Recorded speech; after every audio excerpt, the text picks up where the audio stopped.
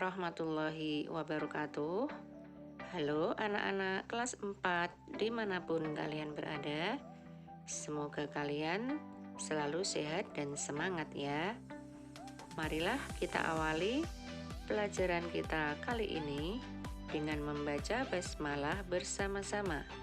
Bismillahirrahmanirrahim. Kali ini kita masuk materi tema 4, subtema 1, berbagai pekerjaan, muatan pelajaran bahasa Indonesia. Pada video pembelajaran kali ini, kita akan belajar tentang mengulas isi buku sastra, yaitu buku cerita anak-anak, di mana di dalamnya kita akan belajar tentang menyebutkan tokoh-tokoh dalam cerita, memberikan pendapat terhadap perilaku tokoh, dan memberikan pendapat tentang isi cerita. Kita akan mengulas isi buku sastra, yaitu muatan bahasa Indonesia KD 3.5 dan 4.5. Kita akan menjelaskan satu persatu hal yang dibahas di dalam buku dan menilai serta memberi pendapat terhadap buku. Hal yang diulas dalam buku diantaranya adalah data buku, inti cerita, manfaat membaca buku tersebut, dan kelebihan serta kekurangan isi buku. Yang dimaksud data buku diantaranya adalah buku itu judulnya apa, kemudian nama pengarangnya siapa, jumlah halamannya berapa, kemudian yang menerbitkan buku itu, penerbitnya dari mana, kemudian tahun terbit tahun berapa. Nah, itu yang dimaksud data buku. Sedangkan inti cerita adalah isi cerita dari buku tersebut. Kemudian manfaat membaca buku itu apa? Nah, ini pasti yang tahu adalah yang membaca akan tahu manfaat membaca buku itu apa. Kemudian tahu kelebihan dan kekurangan buku itu setelah selesai membaca buku cerita.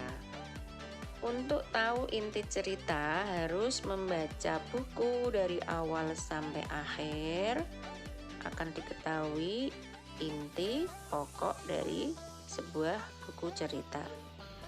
Kemudian manfaat membaca buku, yaitu setiap buku cerita di dalamnya pasti ada yang namanya pesan moral, yaitu pesan yang disampaikan kepada pembaca agar bisa mengerti atau paham isi buku.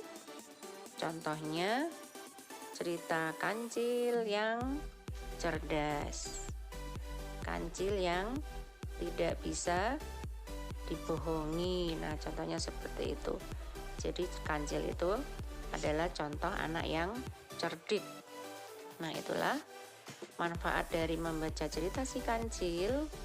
Anak-anak bisa tahu bahwa kita itu harus jadi anak yang cerdik, cerdas, dan tidak bisa dibohongi. Nah, itu contohnya.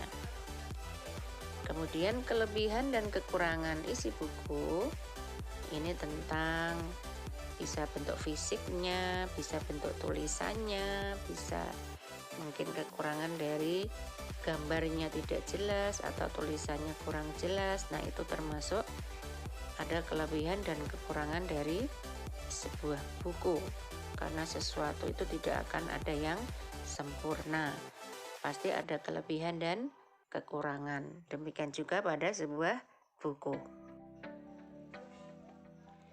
Kemudian menyebutkan tokoh-tokoh pada cerita. Tokoh adalah pelaku dalam sebuah cerita. Tokoh dibedakan atas tokoh utama dan tokoh pembantu. Tokoh cerita dapat berupa manusia, tumbuhan, hewan, atau benda mati. Jika tokoh utama berwujud tumbuhan, hewan, atau benda mati, maka tokoh tersebut bertingkah laku seperti manusia. Jadi, jenis cerita di mana tokohnya adalah tumbuhan, hewan, atau benda mati dan bisa bertingkah laku seperti manusia disebut jenis cerita fabel, ya. Jadi nanti akan ada materi tentang jenis-jenis cerita. Sekarang kita akan belajar tentang memberikan pendapat terhadap perilaku tokoh dari cerita yang dibaca.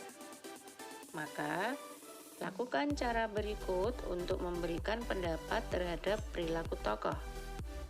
Yang pertama, yaitu dengan cara membaca seksama jalan cerita. Yang kedua, memperhatikan perkataan dan perbuatan tokoh. Yang ketiga, memperhatikan gambaran lingkungan kehidupan sang tokoh. Maka akan tahu perilaku tokohnya itu seperti apa, apakah perilakunya itu baik ataukah perilaku dari sang tokoh itu buruk. Ya. Jadi, kalian harus membaca cerita dengan seksama dan mengetahui jalan ceritanya. Kita bisa memberikan pendapat tentang sikap tokoh pada cerita. Dan saat memberikan pendapat, kita harus memperhatikan hal-hal di bawah ini. Yang pertama, komentar disampaikan dengan bahasa yang sopan. Kedua, komentar disampaikan secara jelas. Yang ketiga, komentar disampaikan dengan alasan yang logis. Dan yang keempat, komentar tidak menyinggung perasaan orang lain. Sekarang, ayo simak cerita Semut dan Belalang berikut ini. Siap ya, dengarkan ceritanya.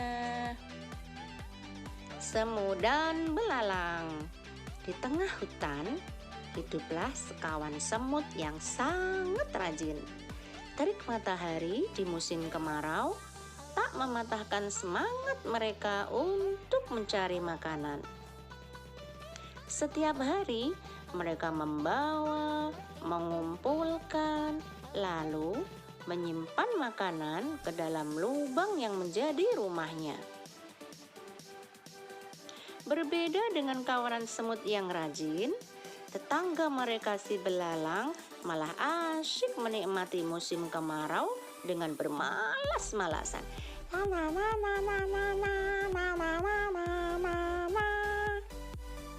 Suatu ketika, kawanan semut rajin itu lewat di depan belalang yang sedang asyik bernyanyi sambil bermainkan gitar kesayangannya. "Hei semut, apa yang sedang kalian lakukan?"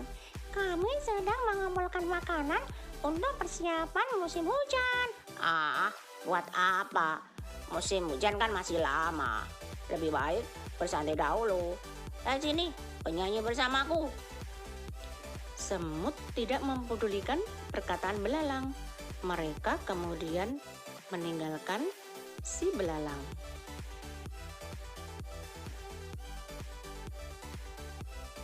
Musim hujan pun akhirnya tiba. Kawanan semut tak lagi mengumpulkan makanan. Mereka duduk nyaman di dalam rumahnya yang hangat sambil menikmati makanan yang berlimpah. Senang sekali ya. Sementara itu, tetangga mereka, si belalang, hanya bisa diam menyesali nasibnya karena tidak memiliki makanan sedikit pun. Dia sedih dan kelaparan. Saat belalang terbaring lemah tak berdaya, datanglah kawanan semut ke rumahnya. "Hai belalang, kami membawa makanan untukmu." Belalang terkejut dengan kedatangan semut yang baik hati tersebut. Apalagi mereka membawakan makanan yang lumayan banyak. "Terima kasih ya semut, Aku berjanji, besok akan giat bekerja dan tidak bermalas-malasan lagi. Ya sudah, tidak sama sedih. Ayo, kita makan bersama. Begitulah cerita kawanan semut yang rajin, baik hati, serta suka berbagi. Dan si belalang berjanji akan rajin belajar dan tidak akan malas lagi. Sekian dulu ceritanya, sampai jumpa lagi. Terima kasih. Setelah mengetahui isi cerita dari semut dan belalang, sekarang bagaimana pendapatmu dengan sikap kawanan semut? Bagaimana pendapatmu dengan sikap belalang? Nah, tulis jawaban kalian di buku tugasmu dan kirim japri ke Mauda. Selanjutnya, kita akan belajar tentang memberi pendapat tentang inti cerita. Langkah-langkah memberikan pendapat dalam cerita. A. Bacalah cerita dengan cermat. B. Carilah paragraf yang memuat permasalahan. C. Carilah penyebab awal munculnya permasalahan tersebut.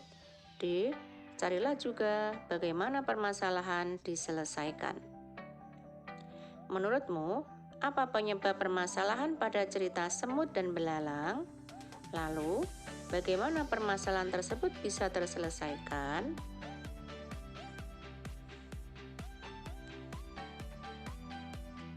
Nah, tambahan lagi tugasnya, kalian coba cermati cerita semut dan belalang, berikan pendapatmu untuk bisa menyelesaikan permasalahan dari cerita semut dan belalang. Apa masalah yang timbul dari cerita semut dan belalang? Demikian. Nah, anak-anak, alhamdulillah materi kali ini sudah selesai. Jangan lupa segera kirim tugasnya. Tetap semangat, semoga sehat selalu. Assalamualaikum warahmatullahi wabarakatuh.